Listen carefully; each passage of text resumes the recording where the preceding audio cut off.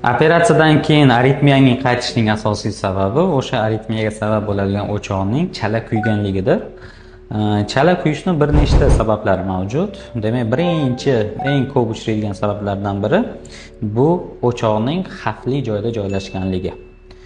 Demak, xavfli joylar bu qanaqa joylar? Bu demak yuza joylar, ya'ni devori ingichka joyda joylashgan bo'lsa yoki o'zini o'tkazuvchan sistemasiga yaqin joyda joylashgan bo'lsa, bunaqa paytda biz o'sha o'choqni ehtiyotkorlik qilib yuzaroq kuydiramiz. Agar chuqur kuydiradigan bo'lsa yoki devorni teshib qo'yishimiz mumkin yoki o'tkazuvchan sistemasini, ya'ni o'zini tok yuradigan yo'llarini yopib qo'ysak, ertaga blokada degan bir asorat olishimiz mumkin. Ikkinchi sabablardan biri bu yurakning anatomiyasi. Demak, hamma bemorda yurak anatomiyasi har xil. Ozg'in bemorda yurak joylashuvi boshqacha bo'ladi, semiz bemorda yurak joylashuvi boshqacha bo'ladi. Shu sababli yurakning anatomiyasi bizga o'sha o'choq qayerdanligini bilamiz, lekin o'sha elektrodimiz orqali o'sha o'choqgacha yaxshi yetib bora olmasligimiz mumkin. Bu ham demak anatomik yurakning xususiyatlariga bog'liq.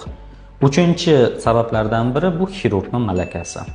Ya'ni xirurg qancha ko'p operatsiya qilsa, demak unda opit bo'ladi. Ya'ni opit bo'lsa, o'sha o'choqni kuydirishni har xil yo'llarini biladi.